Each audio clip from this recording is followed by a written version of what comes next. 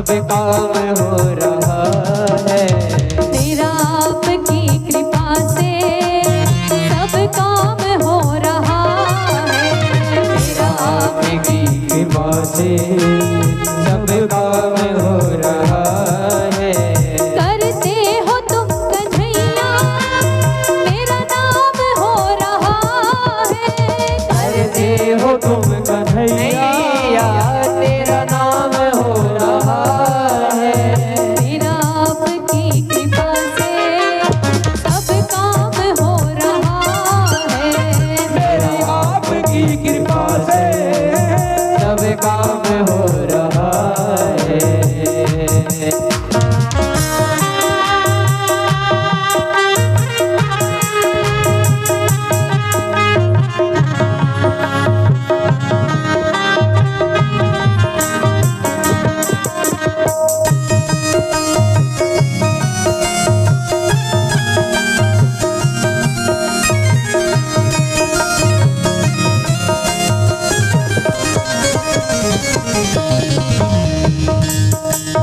तुम साथ हो जो मेरे किस चीज की कमी है।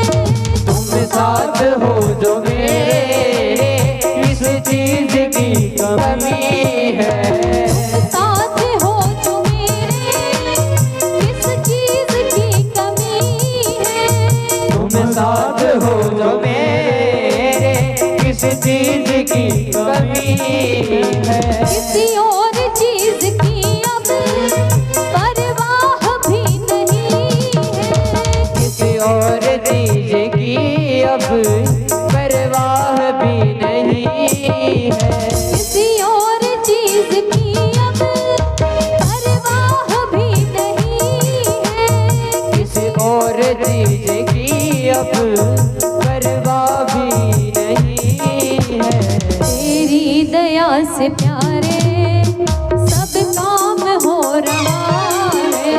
तेरी दया से प्यारे सब काम हो रहा है।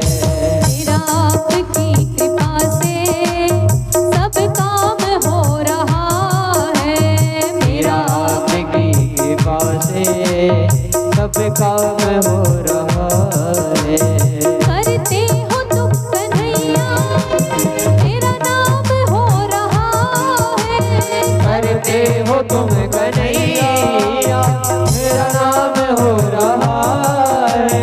तेरा आपकी कृपा से सब काम हो रहा है। मेरा आपकी कृपा से सब काम हो रहा है। ताली सेवा एक साथ सभी।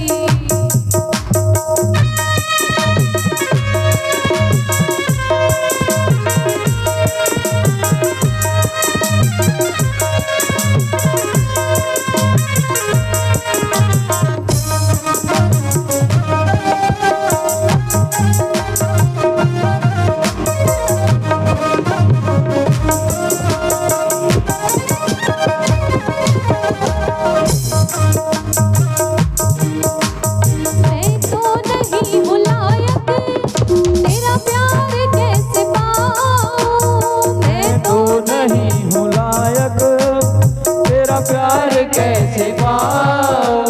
मैं तो नहीं हूँ लायक तेरा प्यार कैसे पाऊँ।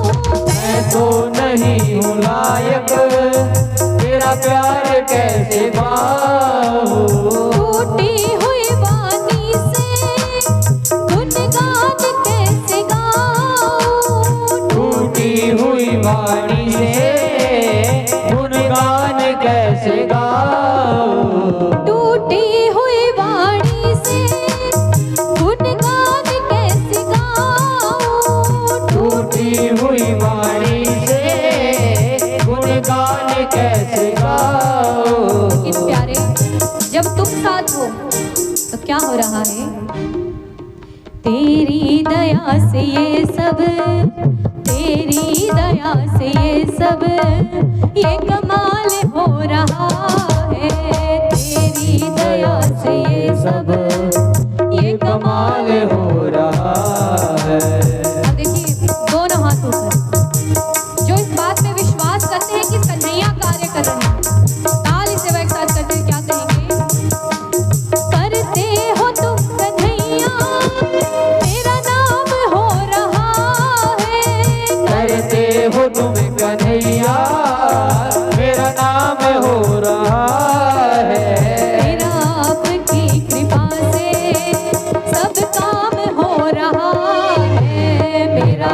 आपकी कृपा से सब काम हो रहा है।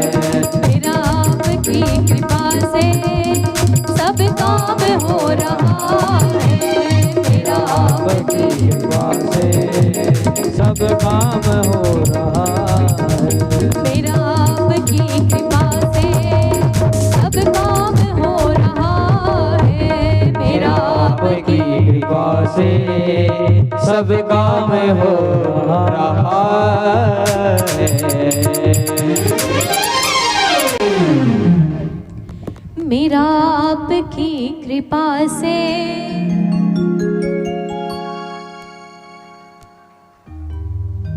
अरे इतनी संख्या में आप लोग बैठे हैं जो इस बात को मानते हैं कि उनका कार्य कन्हैया कर रहे हैं, केवल वो गाएं, मेरा आपकी कृपा से,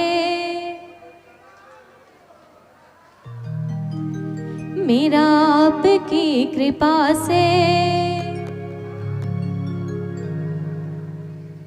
करते हो तुम कन्हैया, करते हो तुम कन्हैया,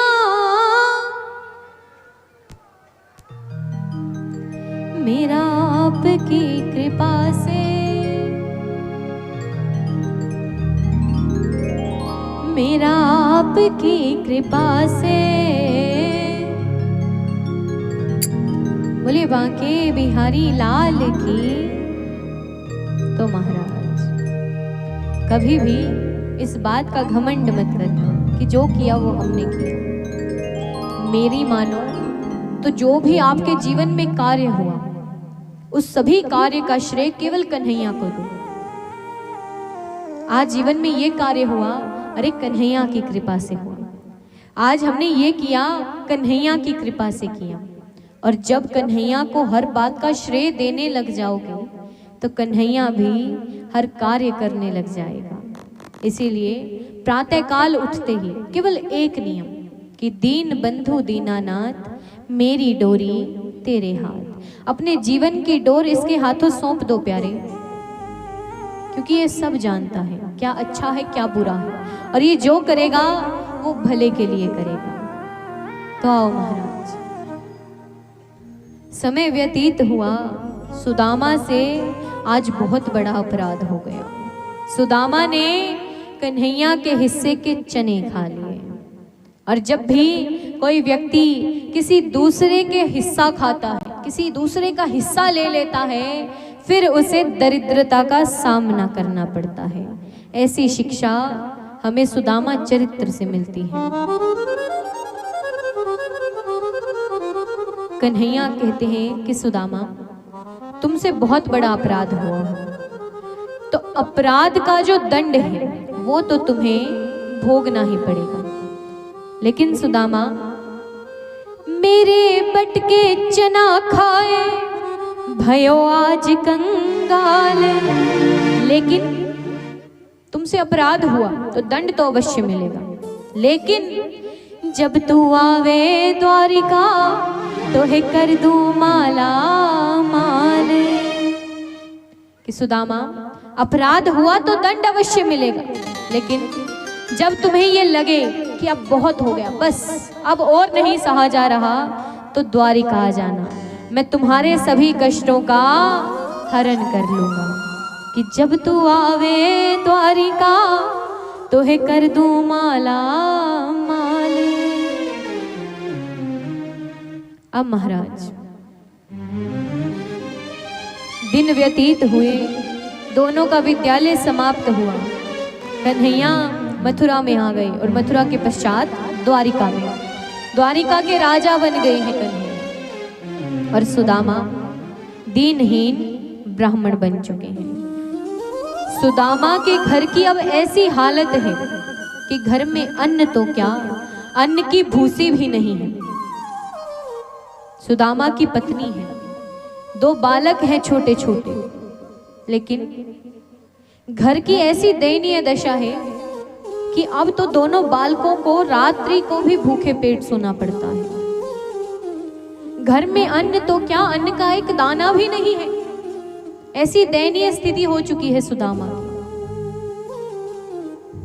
अब महाराज कन्हैया सब कुछ देख रहे हैं और पुकार रहे हैं कि सुदामा कब आएगा। अब देखो महाराज, मित्रता हो तो कन्हैया और सुदामा के जैसे। एक मित्र है जो बुलाना चाहता है, एक मित्र है जो पुकारना चाहता है कि जितनी जल्दी ये आएगा उतनी जल्दी इसके कष्ट मिट जाएंगे।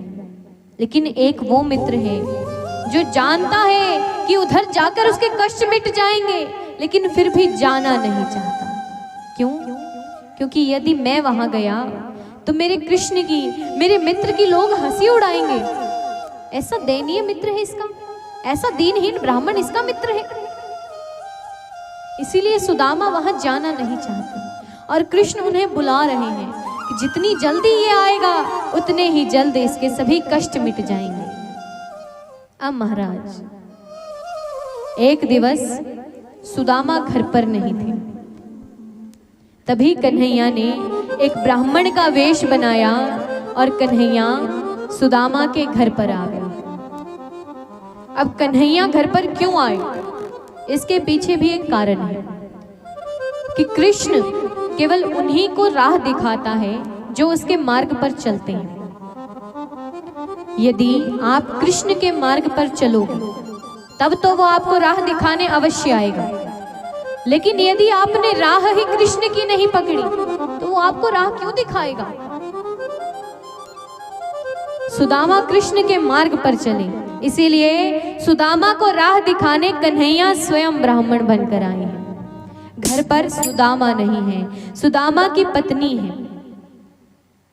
कन्हैया ने बाहर से आवाज लगाई, भिक्षाम देहि। सुदामा की पत्नी बाहर आती है, सुशीला बाहर आती है और कहती है, हाँ बाबा क्या चाहिए। कन्हैया कहते हैं भिक्षाम देहि। सुशीला कहती है हो तो दूं। कन्हैया कहते हैं कुछ भी नहीं है घर में। सुशीला कहती है कि कुछ नहीं है। कन्हैया कहते हैं आपके पति क्या करते हैं। भाभी कहती हैं वही करते हैं जो इस समय आप कर रहे हो, मतलब मांगते हैं तो मिलता नहीं है, मिलता ही तो मेरे बालक रात्रि को भूखे पेट क्यों सोते। कन्हैया कहते हैं क्या नाम है आपके पति का। सुशीला कहती है मेरे पति का नाम सुदामा है। अरे सुदामा है, हाँ सुदामा है। कन्हैया कहते हैं फिर आप अपने पति को द्वारिका क्यों नहीं भेज देती। सुशीला कहती है द्वारिका जाकर वे क्या करेंगे। अरे क्या आप जानती नहीं हैं, आपके जो पति हैं वो भगवान श्री कृष्ण द्वारिकाधीश के परम मित्र हैं। अपने पति को वहां भेज देना, वहां जाकर उनके सभी कष्ट मिट जाएंगे। जो कन्हैया के मार्ग पर चलेगा उसे राह दिखाने स्वयं कृष्ण आते हैं। कन्हैया इतना कहकर अंतर ध्यान हो गए। सांझ हुई, सांझ को जब सुदामा घर आए, सुदामा कहते हैं अरे भाग्यवान क्या बना है आज भोजन में। सुशीला कहती है आज तो कुछ नहीं बना, लेकिन यदि आप चाहो तो कल अवश्य बन जाएगा। कैसे? मैंने सुना है कि द्वारिकाधीश श्री कृष्ण आपके मित्र हैं। हाँ बिल्कुल सही सुना है, लेकिन तुम्हें ये किसने बताया। मुझे ये किसने बताया उसे छोड़ो। यदि भगवान श्री कृष्ण द्वारिकाधीश श्री कृष्ण आपके मित्र हैं तो वहां क्यों नहीं चले जाते द्वारिका। आप द्वारिका जाइए और अपने मित्र से कहिए, वो आपकी कुछ ना कुछ सहायता अवश्य करेंगे। सुशीला से कहते हैं सुदामा कि सुशीला, कुछ स्थान ऐसे होते हैं जहां कभी खाली हाथ नहीं जाना चाहिए, और हमारी हालत तो देखो, हमारे पास वहां जाकर कृष्ण को देने के लिए कुछ नहीं है। सुदामा कहते हैं सुशीला, कुछ स्थान ऐसे हैं जहां कभी खाली हाथ नहीं जाना चाहिए। कौन कौन से स्थान? पहला तो भगवान के घर। भगवान के घर यदि जाओ कभी खाली हाथ मत जाना। भगवान का घर अर्थात मंदिर। दूसरा स्थान बताते हैं राजा के घर। राजा के यहाँ भी जाओ तो कभी खाली हाथ नहीं जाना। मित्र के यहाँ जाओ, कभी खाली हाथ मत जाना। बेटी के यहाँ, छोटी बहन के यहाँ जाओ, कभी खाली हाथ मत जाना। ये कुछ स्थान है जहां पर जाने के भी नियम होते हैं। सुदामा कहते हैं कि सुशीला देखो, वो भगवान है, वो राजा भी है और वो मित्र भी है। अब तुम ही बताओ, मैं कैसे खाली हाथ चला जाऊं उनके यहाँ। सुशीला तुरंत बाहर आती है। आस पड़ोस के घरों से 3 मुट्ठी तंदुल मांग कर लाई हैं। तंदुल अर्थात चावल। 3 अलग अलग घरों से 3 मुट्ठी तंदुल मांग कर लाई हैं। घर आई, खुद ने जो साड़ी पहनी हुई है, पहले से ही फटी हुई है, उसे और फाड़ा और उसमें वो 3 मुट्ठी तंदुल बांध दिए। सुशीले ने ऐसा क्यों किया? सुशीला का सोचना है कि यदि वो भगवान है, वो राजा है, वो मेरे पति के मित्र हैं, मैं मेरे पति को अच्छे से जानती हूँ कि ये वहां जाकर उन्हें कुछ नहीं बताएंगे हमारी स्थिति के बारे में। लेकिन यदि वो राजा हैं, वो भगवान हैं, तो इस पोटली को देखकर समझ जाएंगे कि घर की स्थिति कैसी है। लेकिन बंधुओं, भगवान को कभी भी अपनी स्थिति बताने की आवश्यकता हमें नहीं होती, वो सब जानते हैं। एक छोटा सा दृष्टांत याद आता है। स्वामी विवेकानंद जी का नाम आप सभी ने सुना है। स्वामी विवेकानंद जी के गुरु थे रामकृष्ण परमहंस जी। मां काली के बहुत बड़े उपासक थे। अपने अंतिम क्षणों में रामकृष्ण परमहंस जी को कैंसर की बीमारी हो गई थी, लेकिन इन्होंने कभी भी डॉक्टरी इलाज नहीं करवाया। एक बार एक व्यक्ति रामकृष्ण जी से मिलने आता है। इनसे कहता है कि गुरुदेव, मैंने सुना है कि मां काली आपको साक्षात दर्शन देती है। गुरु कहते हैं, हाँ बिल्कुल सही सुना है। वो व्यक्ति कहता है कि यदि ये सच है तो आप मां काली को अपनी स्थिति के बारे में बता क्यों नहीं देते कि आपको कैंसर है, और आप उनसे अपनी कैंसर की बीमारी को ठीक क्यों नहीं करवा लेते। यदि मां काली आपको दिखाई पड़ती हैं, आपको दिखाई देती हैं, आपको दर्शन देती हैं, तो उनसे कहकर अपनी इस लाइलाज बीमारी को सही करवा लीजिए। रामकृष्ण परमहंस जी ने जो उत्तर दिया, बंधु, विचार करने लायक है। रामकृष्ण परमहंस जी कहते हैं कि जब तुझ जैसे तुच्छ प्राणी को यह पता है कि मुझे कैंसर है, तो क्या मेरी माता को नहीं पता होगा? और यदि उसे पता है फिर भी वो मुझे ठीक नहीं कर रही, तो अवश्य ही उसमें उसकी इच्छा है, और इसकी इच्छा के विरुद्ध मैं कोई कार्य नहीं करता। उसने मुझे जो दे दिया वो मैं प्रसाद के रूप में स्वीकार करता हूं।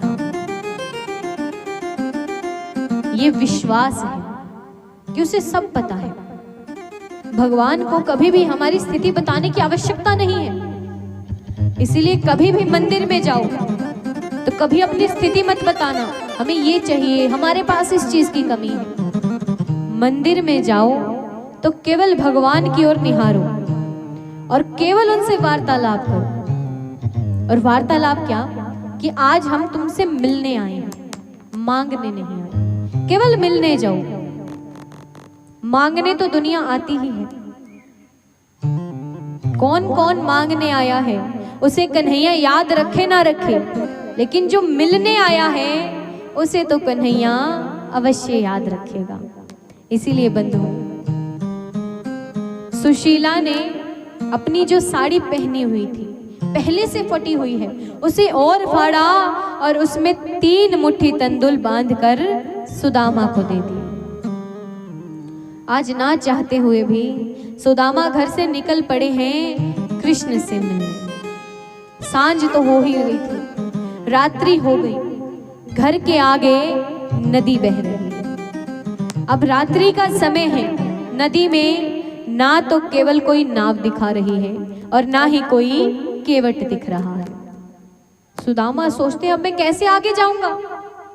तभी कन्हैया सुदामा को पार करने के लिए स्वयं केवट का रूप बना लेते हैं। बोलिए केवट भगवान की। कन्हैया ने केवट का रूप धरा और नदी में आ खड़े हो। कन्हैया कहते हैं अरे हाँ भैया चलोगे क्या? सुदामा कहते हैं परली पार करोगे? कन्हैया कहते हैं मेरा तो कार्य ही है जीव को परली पार करना, आप बैठो तो सही।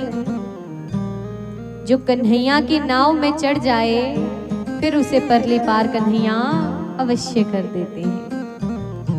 कन्हैया कहते हैं मेरा तो कार्य ही है जीव को परली पार करना। सुदामा बड़ी ही जल्दी जल्दी नाव में बैठ गए। अब कन्हैया नाव चलाने ही वाले थे, इतने में ही सुदामा की दुखती रग पर हाथ रख दिया।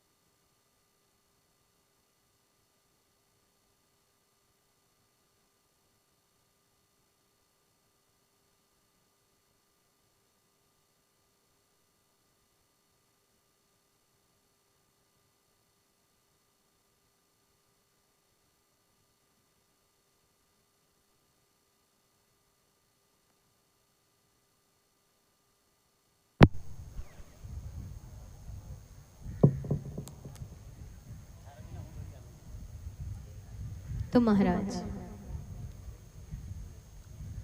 सुदामा की दुखती रग पर कन्हैया हाथ रखते हैं। कन्हैया कहते हैं अरे भैया नाव में तो चढ़ गए लेकिन उतराई क्या दोगे? अब जो ही उतराई का नाम सुना, जितनी जल्दी सुदामा नाव में बैठे थे उससे ज्यादा जल्दी उतर गए। अरे भैया तुम जाओ। कन्हैया कहते हैं क्या हुआ? अरे नहीं तुम जाओ, हम किसी और नाव में आएंगे। कन्हैया कहते हैं बताओ तो सही हुआ क्या है? सुदामा कहते हैं ये जो तुम मांग रहे हो ना उतराई, ये हमारे पास नहीं है। कन्हैया कहते हैं अरे धन नहीं होगा, कुछ तो और होगा, कुछ और दे देना। सुदामा कहते हैं भैया कुछ नहीं है। कन्हैया कहते हैं कि भैया वो परमात्मा इतना निर्दयी तो नहीं हो सकता, उस परमात्मा ने आपको कुछ तो दिया होगा। सुदामा कहते हैं हाँ दिया है ना। कन्हैया कहते हैं कि जो उस परमात्मा ने आपको दिया है आज से आप वही मेरे नाम कर दो। सुदामा कहते हैं भैया सुन तो लो, उस परमात्मा ने मुझे दिया क्या है? क्या दिया है आपको? सुदामा कहते हैं उस परमात्मा ने मुझे केवल और केवल दरिद्रता दी है। कन्हैया कहते हैं कि भैया ये दरिद्रता आज से मैं लेता हूं। देखो महाराज, जो इस संसार में कोई नहीं लेता उसे आज मेरे कन्हैया ने ले लिया है। सुदामा को अपनी नाव में बिठाया और फिर पार कर दिया। इतने सीधे नहीं है ये, बहुत टेढ़े हैं। हमारे ब्रज में एक भाव आता है, अब ब्रजवासी हैं और कन्हैया ब्रज के लाला, तो इन पर हमारा अधिकार है। तो ब्रजवासी कन्हैया को कहते हैं कि लाला तू टेढ़ो तेरी टेढ़ी रे नजरिया। क्या कहते हैं ब्रजवासी से? तू टेढ़ो तेरी टेढ़ी रे नजरिया। अब देखो महाराज, कभी वृंदावन जाओ तो बांके बिहारी जी के दर्शन करके आना, और बांके बिहारी जी को बड़ी ही गौर से देखना। हाथ टेढ़े, गर्दन टेढ़ी, कमर टेढ़ी, पांव भी टेढ़े, संपूर्ण टेढ़े खड़े हैं ये। तो हमारे जो कन्हैया हैं, बड़ा ही सुंदर भाव है। क्या? तू टेढ़ो तेरी टेढ़ी रे नजरिया, तू टेढ़ो तेरी टेढ़ी रे नजरिया, तू टेढ़ो तेरी टेढ़ी रे नजरिया, तू टेढ़ो तेरी टेढ़ी रे नजरिया, तू टेढ़ो तेरी टेढ़ी रे नजरिया, तू टेढ़ो तेरी टेढ़ी रे नजरिया। मुकुट तेरो टेढ़ो लकुट तेरी टेढ़ी, मुकुट तेरो टेढ़ो लकुट तेरी टेढ़ो, मुकुट तेरो टेढ़ो लकुट तेरी टेढ़ी, मुकुट तेरो टेढ़ो मुकुट तेरी टेढ़ी। टेढ़ी रे तेरी मुख की मुरलिया, टेढ़ी रे तेरे मुख की मुरली, टेढ़ी रे तेरे मुख की मुरलिया, टेढ़ी रे तू टेढ़ो तेरी टेढ़ी रे नजरिया, तू टेढ़ो तेरी टेढ़ी रे नजरिया, तू टेढ़ो तेरी टेढ़ी रे नजरिया, तू टेढ़ो तेरी टेढ़ी रे नजरिया। ताली से भाई साथ करते हुए सभी बोले बांके बिहारी लाल की।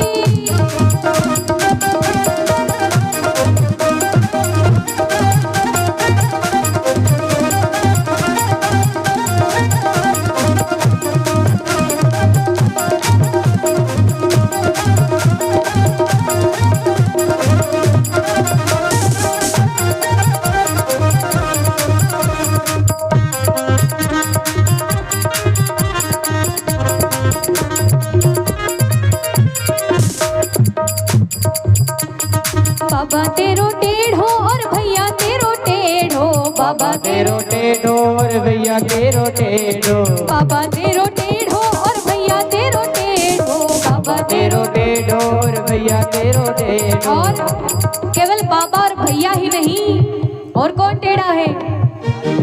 टेढ़ी रे तेरी यशोदा टुकरिया, टेढ़ी रे तेरी यशोदा टुकरिया, टेढ़ी रे तेरी यशोदा टुकरिया, टेढ़ी रे तेरी टेढ़ी रे नजरिया, तू टेढ़ो तेरी टेढ़ी रे नजरिया, तू टेढ़ो तेरी टेढ़ी रे नजरिया, तू टेढ़ो तेरी टेढ़ी रे नजरिया, तू टेढ़ो तेरी टेढ़ी रे नजरिया। ताली से वो एक साथ सभी।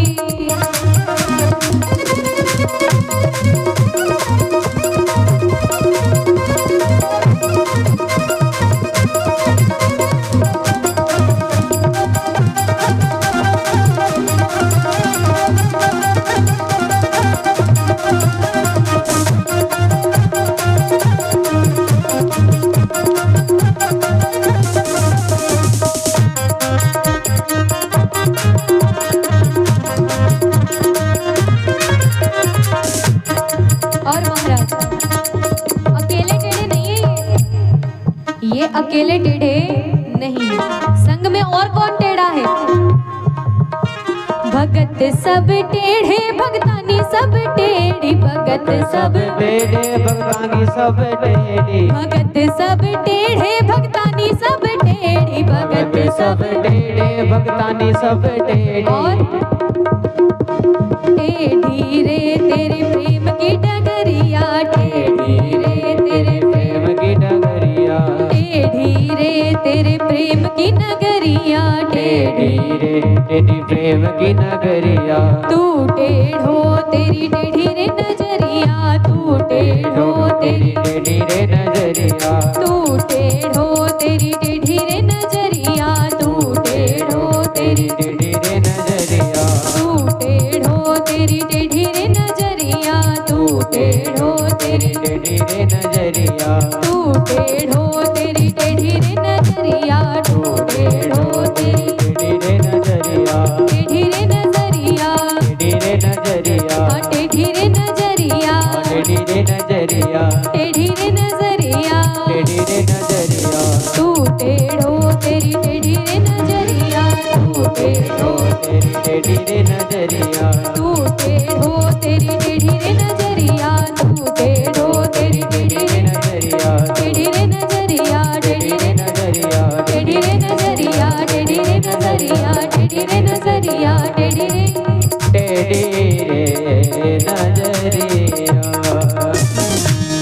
और महाराज बड़ी ही मुश्किल से कन्हैया ने सुदामा को नदी से पार कर दिया।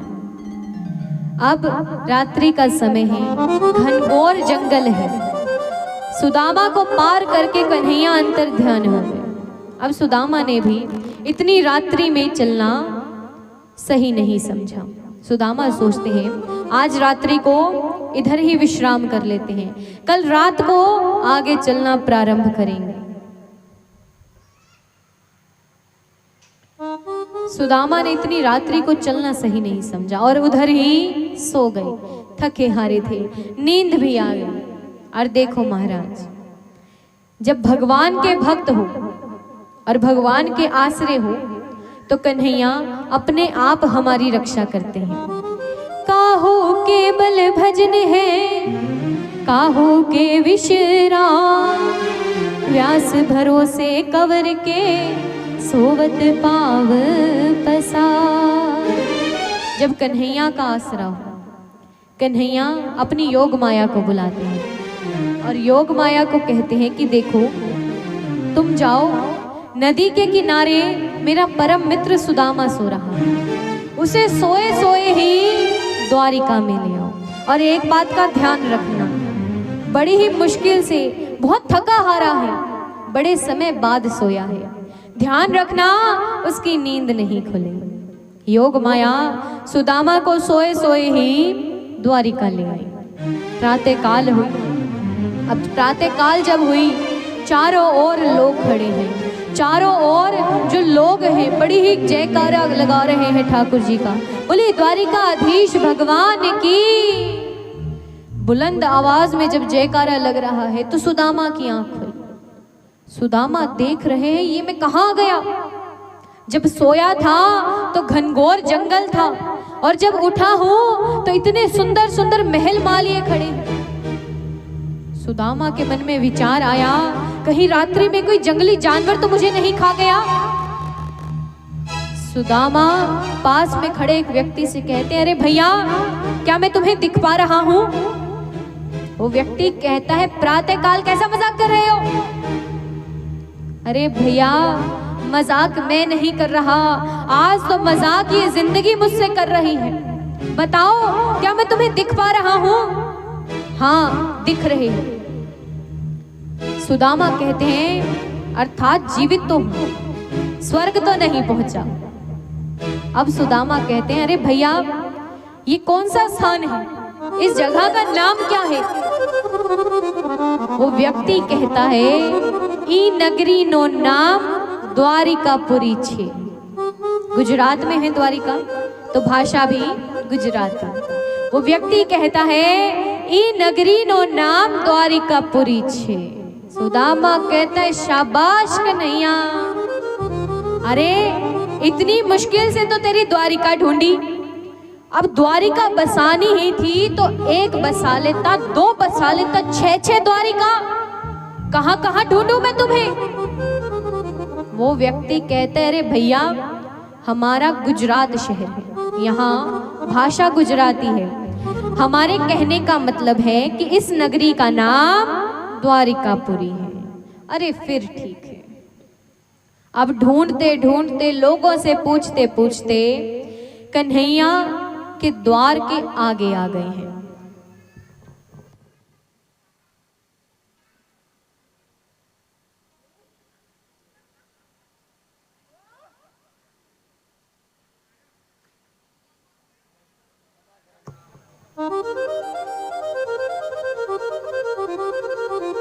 अब महाराज सुदामा जो हैं वो कन्हैया के महल के आगे खड़े हैं। अब द्वार पर द्वारपाल खड़े हैं। द्वारपालों से सुदामा कहते हैं कि देखो भैया, तुम अंदर जाकर एक बार मुझे मेरे मित्र से मिलवा दो। द्वारपाल कहते हैं कौन है तुम्हारा मित्र? मेरा मित्र कृष्ण है। द्वारपाल हंसने लगते, अरे झूठ बोलता है। द्वारपालों से सुदामा कहते हैं मैं मानता हूं कि मैं उनकी मित्रता के लायक नहीं हूं, लेकिन वो किस भाव पर रीत जाएं ये कोई नहीं जानता। तुम एक बार अंदर जाकर कहो तो सही। तो द्वारपाल अंदर आते हैं और अंदर आकर कन्हैया को बताते हैं कि कन्हैया, शीश पगाना जगह तन पे न जाने कौन बसे के ही ग्रामा, न जाने कौन बसे के ही ग्रामा। धोती फटी सी लटी दुपटी सी, पावयो पाहन की नहीं क्षमा, पावयो पाहन की नहीं क्षमा। द्वारे खड़ो दिज दुर्बल एक रयोचक, सो वसुधा की धामा। पूछत दीन दयाल को धाम, बतावत आपनो नाम सुदामा। पूछत दीन दयाल को धाम, बतावत आपनो नाम सुदामा, बतावत आपनो नाम सुदामा। द्वारपाल कहते हैं कि द्वारिकाधीश आपके द्वार पर एक दुर्बल सा व्यक्ति खड़ा है और उस व्यक्ति ने हमें कहा है क्या? वो कह देना मुरली वाले से, तेरा यार सुदामा आया है। अब देखो महाराज, वो परम पिता परमात्मा है, संपूर्ण सृष्टि का राजा है वो। उस सभी के सामने हम सब तो सुदामा ही हैं। कौन कौन कन्हैया से कहना चाहेगा? दोनों हाथ ऊपर, ताली से एक साथ करते हुए क्या कहेंगे?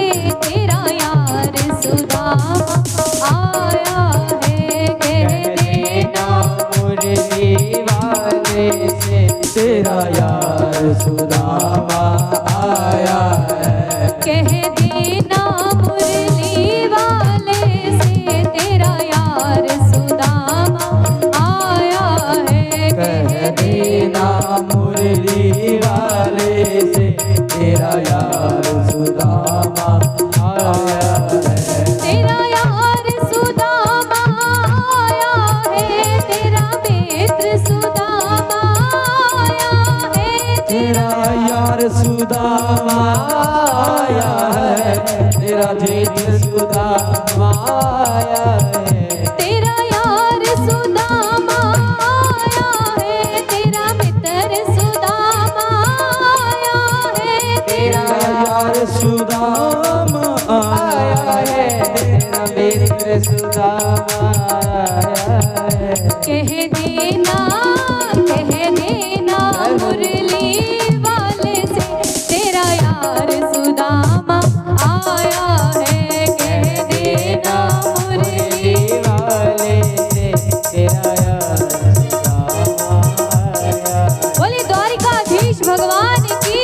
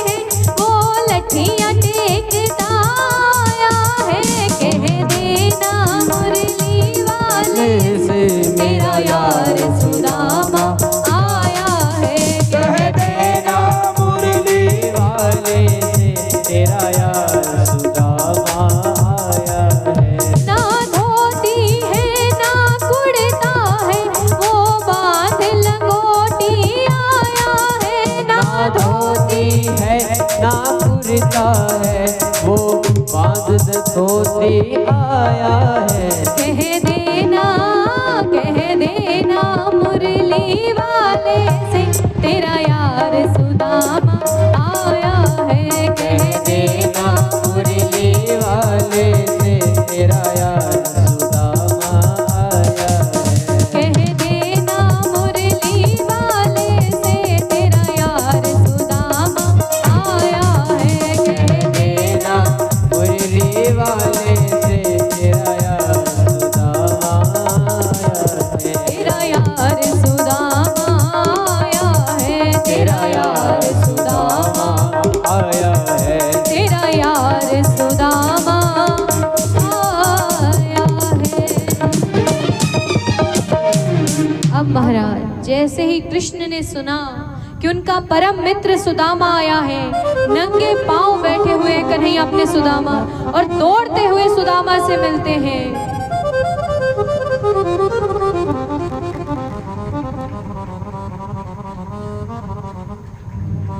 कृष्ण और सुदामा का मिलन हुआ। कन्हैया अपने सुदामा को लेकर अपने सिंहासन पर बिठा रहे हैं। सुदामा कहते हैं, मित्र ये तुम क्या कर रहे हो? ये तुम्हारा आसन है, इस पर मैं कैसे बैठ सकता हूँ? कन्हैया कहते हैं कि देखो हम मित्र हैं और हमारी मित्रता में तेर मेर नहीं। कन्हैया अपने आसन पर बिठाते हैं और अपनी रानी रुक्मणी को कहते हैं कि जाओ परात में पानी लेकर आओ, मैं अपने मित्र के पांव धुलवाऊंगा। दोनों ही मित्र वार्तालाप कर रहे हैं। तभी माता रुक्मणी जल लेकर आती हैं। अब जैसे ही कन्हैया सुदामा के पांव धोने के लिए उसके पांव हाथ में उठाते हैं तो कहा जाता है कि परात के पानी को तो कन्हैया ने हाथ भी नहीं लगाया। सुदामा के पांव की ऐसी दयनीय दशा थी कि सुदामा के पांव की दशा देखकर कन्हैया की आंखों से इतने आंसू आए कि कन्हैया ने अपने आंसुओं से ही सुदामा के पांव धुलवा दिए हैं। और बड़ा ही सुंदर भाव, इतना रोया कान्हा सुदामा के लिए, इतनी रोई राधा रानी कान्हा के लिए। पानी परात को हाथ छुयो नहीं, नैनन के जल सुपग धोए, नैनन के जल सुपग धोए। पानी परात को हाथ छुयो नैनन के जल सुपग धोए, नैनन के जल सुपग धोए। और महाराज अब दोनों मित्र वार्तालाप करते हैं। कन्हैया कहते हैं, अरे मित्र मेरी भाभी ने मेरे लिए क्या भेजा है? तो सुदामा उस चावल की पोटली को अपने पीछे छुपा रहे हैं। नहीं मित्र कुछ नहीं भेजा। कन्हैया कहते हैं, वो मेरी भाभी है, ऐसे खाली हाथ तुम्हें यहाँ कैसे आने दे सकती है? मैं जानता हूं कुछ ना कुछ तो अवश्य भेजा है। अब जैसे ही सुदामा वो पोटली पीछे छुपाने लगे, कन्हैया ने सुदामा के हाथों से वो पोटली छीन ली और कन्हैया ने एक मुट्ठी तंदुल खा ली, दूसरी मुट्ठी भी तंदुल खा लिए। और बंधुओं 2 मुट्ठी चावल पर कन्हैया ने 2 लोक सुदामा पर न्योछावर कर दिए हैं। तीसरी मुट्ठी चावल खाने ही लगे कि तभी रुक्मिणी ने हाथ पकड़ लिया। अब महाराज कन्हैया कहते हैं, अरे भैया घर का कैसा हाल है? घर पर सब ठीक तो है? सुदामा कहते हैं कि कृष्ण आंधी की फूक फूस उड़ जातो तो कुटिया बहावती, असुआ बरसात में कुटिया बहावती, असुआ बरसात। भाग्यन के भाजन ते भर के रे मित्र शम, भेजी तेरी भाभी दरिद्रता सौगात, भेजी तेरी भाभी दरिद्रता सौगात में। सुदामा कहते हैं कि कन्हैया घर का ऐसा हाल है कि यदि थोड़ी सी भी वर्षा हो जाए तो वो वर्षा का जल कुटिया के ऊपर नहीं टिकता, सारा जल कुटिया के भीतर आ गिरता है। ऐसा हाल है घर का। दोनों मित्र थोड़ी देर वार्तालाप करते हैं। अब सुदामा कहते हैं कि ठीक मित्र, अब मुझे आज्ञा दो, अब मैं चलता हूं। कृष्ण कहता है हाँ मित्र जाओ। अब सुदामा चल तो दिए, लेकिन चलते चलते मार्ग में केवल एक विचार आ रहा है, कैसा मित्र है मेरा। अरे द्वारिका का राजा बनने के पश्चात कृष्ण बदल गया है। चलो मुझे कुछ नहीं दिया कोई बात नहीं, लेकिन घर जाकर सुशीला को क्या कहूंगा। उसने इतने विश्वास से मुझे यहां भेजा था कि मैं यहां आऊंगा तो कृष्ण मुझे धन दौलत देगा, लेकिन कृष्ण उसने तो मुझे कुछ नहीं दिया, मैं क्या कहूंगा। सोच विचार करते करते कृष्ण को कोसते कोसते सुदामा घर आते हैं। और जब घर आए तो क्या देखते हैं कि जिस स्थान पर सुदामा की कुटिया थी उस स्थान पर अब कुटिया नहीं है, एक बहुत बड़ा महल खड़ा है। अब कृष्ण पर तो क्रोध था ही। सुदामा कहते हैं ये अमीर लोग क्या समझते हैं अपने आप को, इन्होंने मेरी कुटिया हटाकर एक दिन में ही अपना महल खड़ा कर लिया। सुदामा महल के अंदर जाते हैं और जब अंदर जाते हैं तो क्या देख रहे हैं कि सीढ़ियों पर से उनकी पत्नी सुशीला उतर रही है। और जो सुशीला फटी पुरानी साड़ी पहनकर बैठी थी, उसी सुशीला ने बहुत सुंदर साड़ी धारण कर रखी है, बहुत सुंदर आभूषण धारण किए हुए हैं।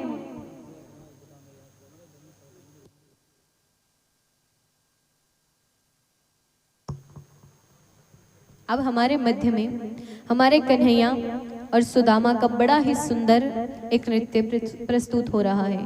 ताली सेवा सभी एक साथ।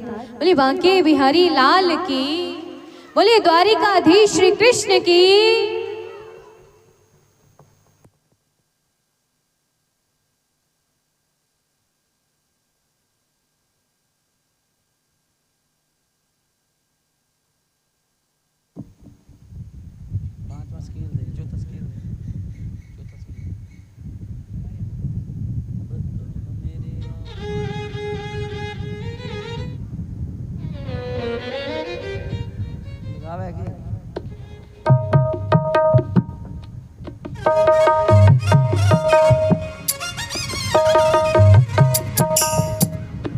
बता मेरे यार सुदामा रे, घणे दिना से आया।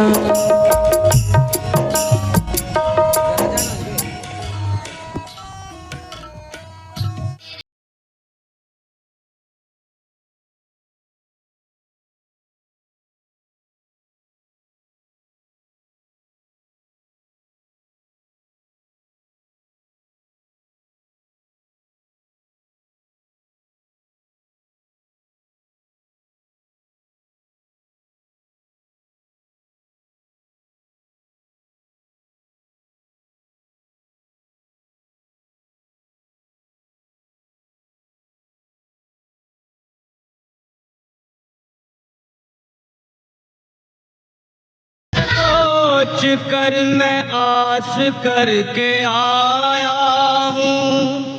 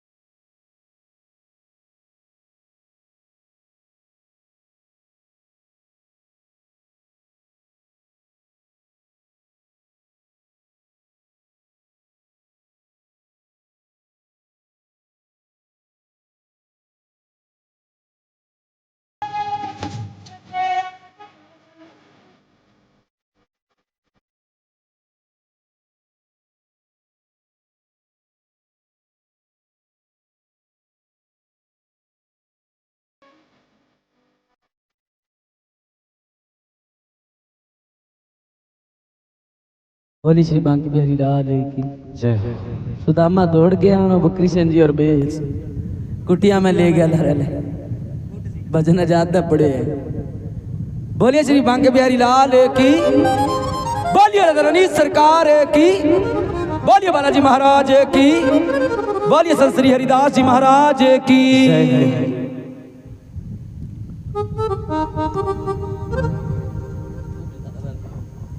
बोले बांके बिहारी लाल की।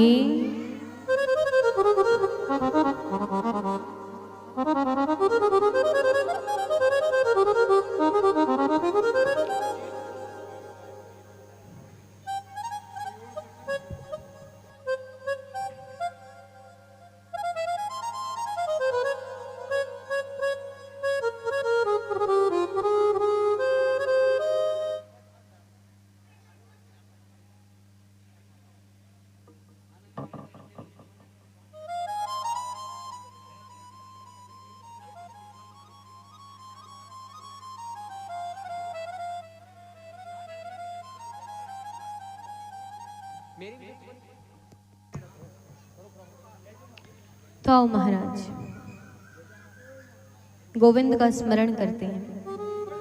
सुदामा चरित्र के साथ साथ इति संपूर्ण श्रीमद् भागवतम।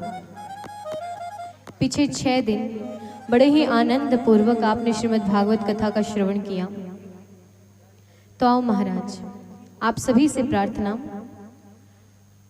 कि अब जिन लोगों ने 6 दिन पूर्ण रूप से कथा नहीं सुनी, ये अंत में श्रीमद् भागवत कथा का महात्म बताया जाता है, ताकि जिस व्यक्ति ने एक भी दिवस यदि कोई बीच में रह गया हो तो उसके लिए ये महात्म बताया जाता है।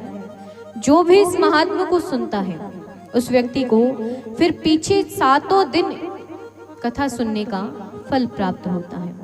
अब इसका अर्थ ये नहीं कि दूसरी कथा हो तो 6 दिन जाए नहीं और 7वें दिन महात्म सुनने में। ये महात्म उनके लिए कहा जाता है जो पीछे 6 दिन में से कोई एक आधे दिन या आधे घंटे के लिए चूक गए हों। इसीलिए तो आओ महाराज, भगवान श्री कृष्ण ने अनेकानेक लीलाएं पृथ्वी पर की। द्वारिका बसाई, रुक्मणी जी के साथ विवाह किया, अनेकानेक 16,108 रानियां हैं भगवान श्री कृष्ण की। उसके पश्चात में कौरवों और पांडवों को निमित्त बनाकर भगवान श्री कृष्ण ने महाभारत का युद्ध करवाया। ऐसा युद्ध ना तो कभी हुआ और ना ही आगे कभी होगा। 18 दिन तक ये युद्ध चला और पृथ्वी को पाप मुक्त किया है भगवान श्री कृष्ण ने। उसके पश्चात ऋषि मुनियों को निमित्त बनाकर अपने ही कुल को भगवान ने श्राप दिलवाया है। यदुकुल को श्राप दिलवाया और उसके पश्चात कन्हैया उद्धव और अर्जुन से कहते हैं कि देखो अब मेरे जाने का समय आ गया है, इसीलिए अब तुम यदुकुल में जितनी भी श्री कृष्ण की बहुएं हैं या जितनी भी उनकी रानियां हैं उन सभी को एक सुरक्षित स्थान पर ले जाओ। अब यदुकुल का नाश निश्चित है और मेरे भी जाने का समय हो गया है।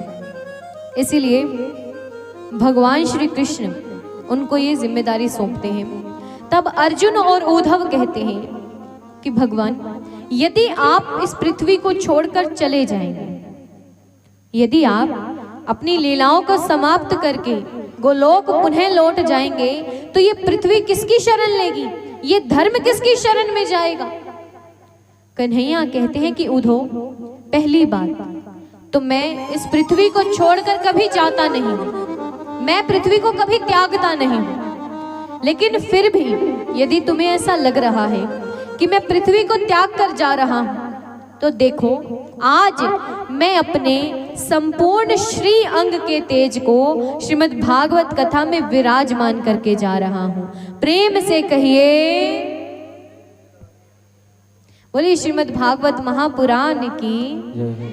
और महाराज ये भागवत हरि रूप इसका जो सदा चिंतन करे, भक्ति ज्ञान वैराग्य से पूर्ण उससे यम डरे, ममता घटे, विपदा मिटे और संपदा घर में भरे। कृष्ण की पावन कथा सुन, कर्म का बंधन टरे। कृष्ण की पावन कथा सुन, कर्म का बंधन टरे।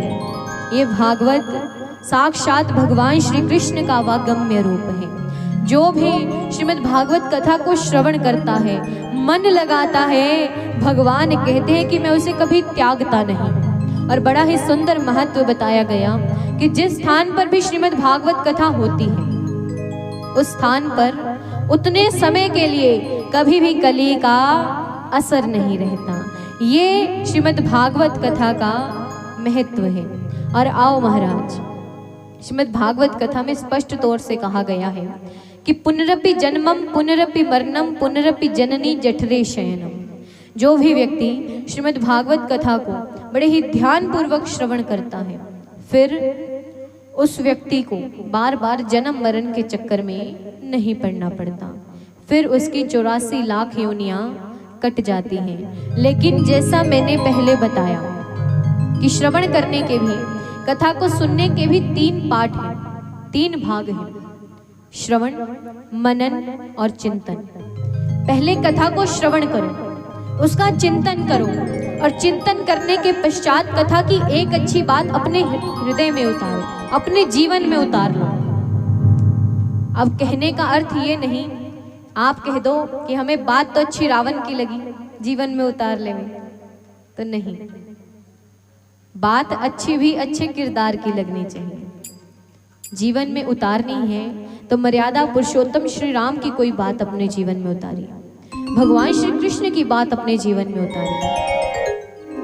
और महाराज आइए अब श्रीमद् भागवत कथा के महत्व की ओर बढ़ते हैं। आप सभी से प्रार्थना कि सभी अपने सिर को ढक लीजिए, अपने नेत्र बंद कर लीजिए, हाथ जोड़ लीजिए और अपने मन को कन्हैया के पावन चरणों में लगा लीजिए। अब मैं जो कहूंगी उसे बड़े ही ध्यान पूर्वक सुनिए। तो आओ महाराज, प्रथम स्कंद में कुल 6 अध्याय हैं और इसमें विधान निरूपण लीला का वर्णन किया गया है और अधिकार लीला का भी वर्णन है। द्वितीय स्कंद में कुल 10 अध्याय हैं और इसमें सिद्धांत निरूपण लीला का वर्णन किया गया है। तृतीय स्कंद में कुल 33 अध्याय हैं और इसमें सर्ग निरूपण लीला का वर्णन है। चतुर्थ स्कंद में 31 अध्याय हैं और इसमें विसर्ग निरूपण लीला का वर्णन है। पंचम स्कंद में कुल 26 अध्याय हैं और इसमें स्थान निरूपण लीला का वर्णन किया गया है।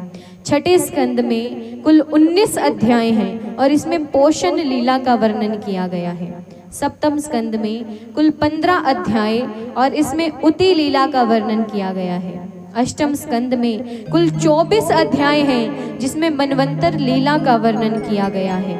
नौवें स्कंद में 24 अध्याय हैं और इसमें ईशान कथा का वर्णन किया गया है। दशम स्कंद में कुल 90 अध्याय हैं और इसमें निरोध लीला का वर्णन किया गया है। अर्थात कहने का तात्पर्य है कि जो दशम स्कंद है वो श्रीमद् भागवत कथा का हृदय है। यदि किसी व्यक्ति से संपूर्ण श्रीमद् भागवत कथा नहीं पढ़ी जाती तो वो केवल और केवल दशम स्कंद का पाठ करके भी अपने जीवन को सफल कर सकता है, क्योंकि दशम स्कंद में ही भगवान श्री कृष्ण की मीठी मीठी प्यारी प्यारी लीलाओं का वर्णन किया गया है, जिसमें मैया मोरी मैं नहीं माखन खायो, अरे माखन की चोरी छोड़ सांवरे मैं समझाऊं तोए, और अनेकानेक लीलाओं का वर्णन भी किया गया है। ये जो दशम स्कंद है ये श्रीमद् भागवत कथा का हृदय है। एकादश स्कंद में मुक्ति लीला का वर्णन किया गया है और उसमें कुल 31 अध्याय हैं। 12वें स्कंद में 13 अध्याय और इसमें आश्रय लीला का वर्णन किया गया है। आश्रय लीला के साथ में 12 स्कंद के साथ में इति संपूर्ण श्रीमद् भागवत कथा। बोलिए श्रीमद् भागवत महापुराण की, बोलिए शुकदेव मुनि महाराज की। तो महाराज श्रीमद् भागवत कथा में एक बात स्पष्ट तौर से लिखी गई है, हरि नामेव हरि नामेव हरि नामेव केवलम, क्योंकि कलयुग केवल नाम अधारा, सुमिर सुमिर नर उतरहि पारा। बंधुओं, 4 युग हुए हैं, सतयुग, द्वापर, त्रेता और कलयुग। सतयुग में भगवान मिलते थे कठोर तप करने से, त्रेता में राम आए यज्ञ करने से। राजा दशरथ ने पुत्रेष्टि यज्ञ करवाया, तब राम का जन्म हुआ। द्वापर में जब अनेकानेक पापी तो लोग धरती पर बढ़ गए, तब भगवान श्री कृष्ण का जन्म हुआ।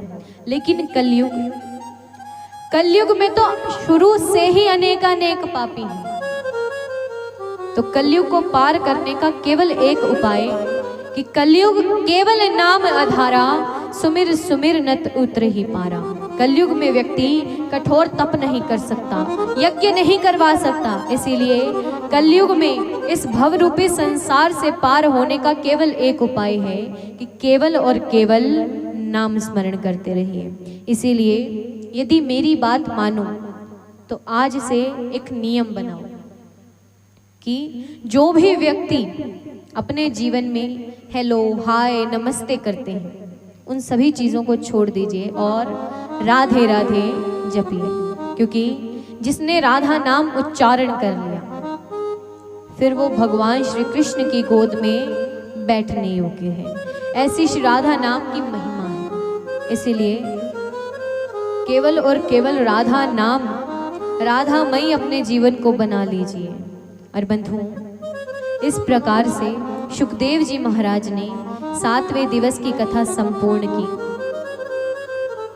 परीक्षित उठे, उठने के पश्चात सुखदेव मुनि महाराज का तिलक इत्यादि किया, दक्षिणादि दी और दक्षिणा इत्यादि देने के पश्चात सुखदेव जी कहते हैं कि राजन, क्या आप डर नहीं लग रहा? क्या आप मृत्यु से डर नहीं? परीक्षित बड़ा ही सुंदर उत्तर देते हैं। परीक्षित कहते हैं, महाराज, मेरा जन्म ही कब हुआ था जो मैं मरूंगा? ये आत्मा अमर है, आत्मा ना जन्म लेती है और ना ही मरती है। मैं केवल और केवल कृष्ण के पावन चरणों में हूं। देखो महाराज, परीक्षित जब आए तो मरूंगा मरूंगा कहकर बहुत डर रहे थे, लेकिन अब जब श्रीमद् भागवत कथा श्रवण कर ली तो कहते हैं कि मेरा जन्म ही कब हुआ था जो मैं मरूंगा। और संतों के मुख से मैंने सुना कि ये तो केवल अपने श्राप को पूर्ण करना था, इसीलिए तक्षक नाग आया। अन्यथा राजा परीक्षित ने तो अपना शरीर उसी समय पर छोड़ दिया था जब श्रीमद् भागवत कथा संपूर्ण हुई है। और महाराज सुखदेव जी महाराज की दक्षिणादि देकर परीक्षित उठे और उस स्थान पर आ गए जहां श्राप पूर्ण होना था, और आकर भगवान का नाम स्मरण कर रहे हैं, भगवान के नाम में लीन हैं। श्राप पूर्ण करने हेतु तक्षक नाग आया और अपने श्राप को पूर्ण कर गया। और इसी के साथ इति संपूर्ण श्रीमद् भागवत कथा। दोनों हाथ ऊपर उठाकर बुलंद आवाज में जयकारा, बोलिए श्रीमद् भागवत महापुराण की, बोलिए श्री सुखदेव मुनि महाराज की, बोलिए बांके बिहारी लाल की, बोलिए राधा रानी सरकार की, बोलिए संत बाबा हरिदास जी महाराज की। तो आओ महाराज, कल एक विशेष आग्रह मुझसे किया गया, तो इसीलिए नरसी जी की हुंडी मारवाड़ी है, सभी को आशा करती हूँ कि समझ आएगी, जो कि नानी बाई के माहिरे की ही एक पाठ है। तो महाराज नरसी जी महाराज रो जन्म गुजरात शहर तलाजा गांव में हुयो। तलाजा गांव में हुयो, लेकिन नागर ब्राह्मण परिवार में हुयो। अब नागर ब्राह्मण परिवार में तो होयो, अब नागर ब्राह्मण परिवार लोग हैं, बड़ी ही अच्छी व्यवस्था है, धन इत्यादि है, धनाढ्य है, लेकिन बुद्धि कटे स्थिर रहे भाई। अब नागर ब्राह्मण परिवार री बुद्धि फिरी और सब लोग जूनागढ़ में आई गए। अब नरसी जी रो जो जन्म है वो जूनागढ़ रो है और नागर ब्राह्मण परिवार में है, लेकिन नरसी जी के जन्म से ही एक शारीरिक दुविधा जुड़ी हुई है। कहीं कि नरसिंह जी जन्म गूंगा भी है और बहरा भी, ना बाके मुंडाऊ बोलिश तो और ना ही कानाऊ सुनिश तो। एड़ा था हमारा नरसिंह जी। नरसिंह जी आपरी दादी रे कने रेवता तो बूढ़ा माइतारो कई ठिकाणो होवे, मंदिर सत्संग कीर्तन बूढ़ा माइतारो यही ठिकाणो होवे, और यही सब जगह बूढ़ा माइतारे लिए शोभनीय है।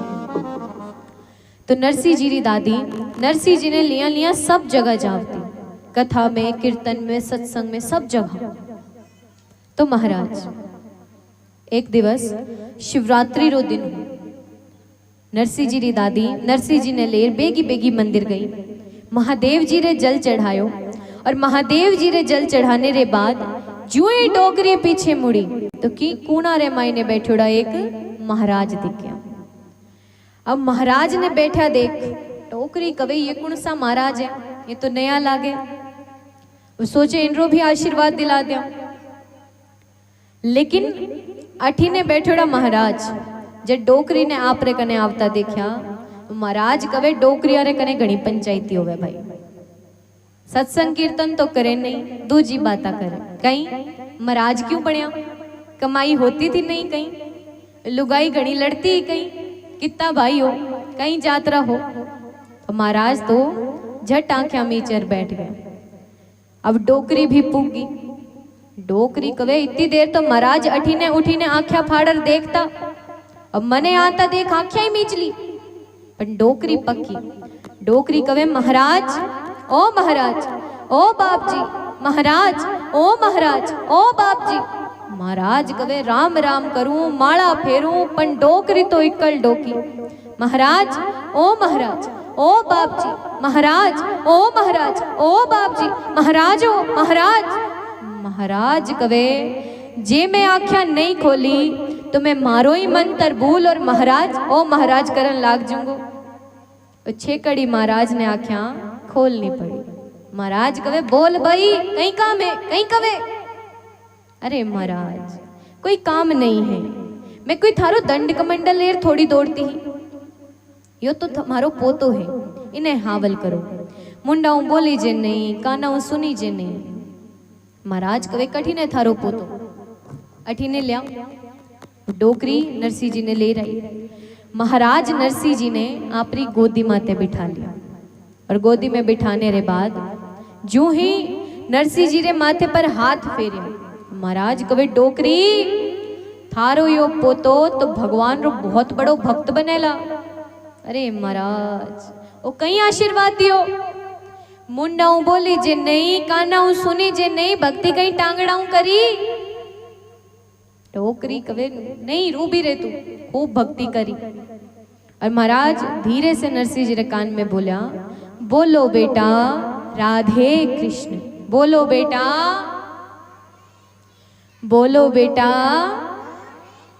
अब महाराज रो केवणो होयो और जन्म रो गूंगो नरसिंह राधे कृष्ण राधे कृष्ण राधे कृष्ण बोलो। अब महाराज इस प्रकार नरसिंह जी ने बोली मिली। अब एड़ी में संताओं सुनीड़ी है कि नरसिंह जी ने बोल तो करन स्वयं ठाकुर जी आया, वरना गूंगा ने भगवान रे बिना बोली कुन दे सके हैं। अब भगवान ने तो चाव रवे भर, ये हमारा भक्त माने की सुनावे। ठाकुर जी नरसिंह जी ने बोली दे दी। अब नरसिंह जी बहुत बड़ा भक्त होया है। नरसिंह जी ने ठाकुर जी 12 पीढ़ी बैठकर खावे तो भी खत्म नहीं हुए, इतो अन्न और इतो धन दियो। लेकिन 12 पीढ़ी बैठकर खावे तो भी खत्म नहीं होवे, इतो अन्न और इतो ही धन नरसिंह जी 12 महीना में खत्म कर दिया। अब किने दिया ये तो नरसिंह जी जाने। लेकिन महाराज नरसिंह जी एक समय पर बहुत बड़ा सेठ था। अब समय व्यतीत होयो, नरसिंह जी तो ठाकुर जी रा भक्त है, तो कोई धन इत्यादि आप रे कने नहीं राखे। धन आवे भी है तो भी ठाकुर जी रे काम में लगा देवे। समय व्यतीत होयो, एक बार गांव में कुछ व्यापारी आया, 4-5 व्यापारी आया और व्यापारी कहे कि भाई माने कोई ऐसो सेठ रो नाम बताओ जो माने हुंडी लिख कर दे देवे। माने द्वारिकाधीश जी रे जानो और द्वारिका जानो है मारे कने रुपयो है। अब मार्ग में चोर बहुत है तो चोरी हो जासे, इसी कारण माने कोई ऐसो सेठ रो नाम बताओ जो माने हुंडी लिख कर दे देवे। अब गांव रा जो लोग वो व्यापारी ने मिला, वो मस्करी करने वाले थे। वो लोग कवे कि सा मारे अठे गांव में तो केवल एक ही महान सेठ है और उनरो नाम है नरसी। आप वारे पासे जाओ, वो आपने हुंडी लिख कर दे देसी। अब बेचारे व्यापारी लोगों की बातों में आ गए।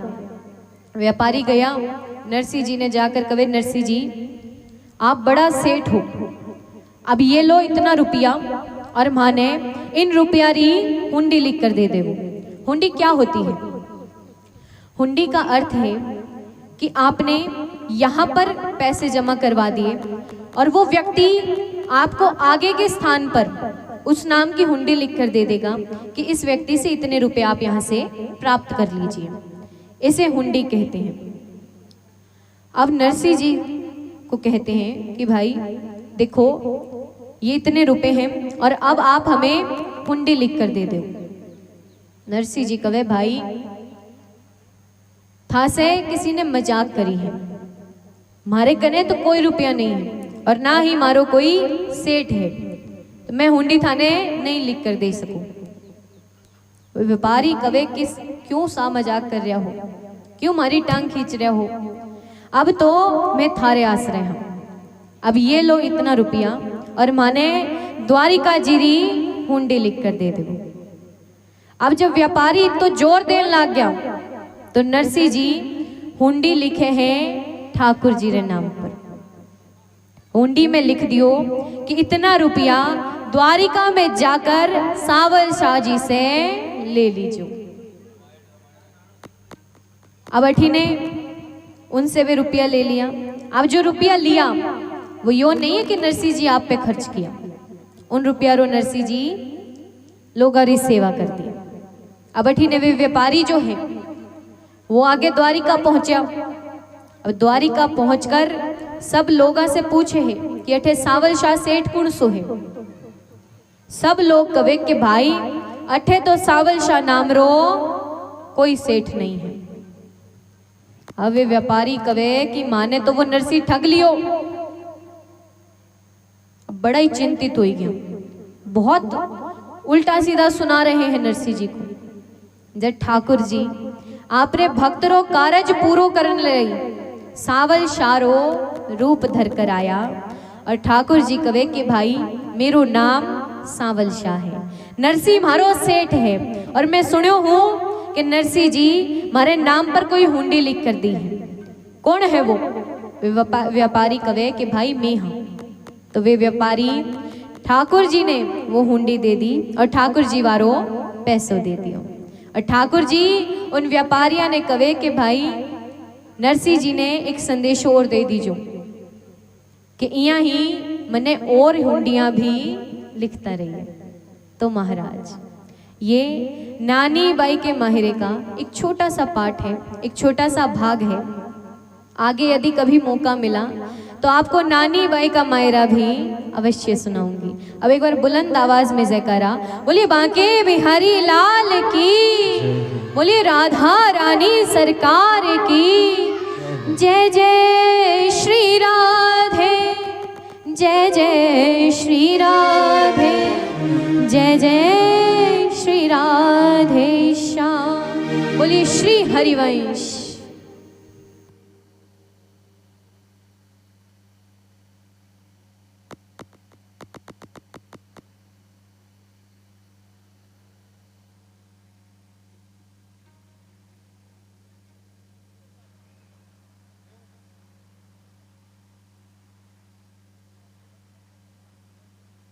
बोली श्री बांके बिहारी लाल की जय, बोलिए राधा रानी सरकार की जय, बोलिए बालाजी महाराज की। पर देखिए कि एक बार दीदी जी के लिए जोरदार तालियां बजा दीजिए व्यास जी महाराज के लिए, जिन्होंने आपको 7 दिन अपने मुखारविंद से इस कथा को सुनाया है। और दूसरी बात, सभी सेवादारों के लिए तालियां बजा दीजिए, कमेटी मेंबर्स के लिए तालियां बजा दीजिए, जिन्होंने इतनी अच्छी व्यवस्था की है। और सभी सेवादारों के लिए जिन्होंने भोजन करवाया, उनके लिए भी जोरदार तालियां बजा दीजिए। हमारी प्रार्थना यही है कि आपके घरों में हमेशा आनंद के भंडार बने रहे, हमेशा खुशियां बनी रहे, हमेशा प्रभु की कृपा बनी रहे। बोलिए श्री बांके बिहारी लाल की। हरिओम हरिओम।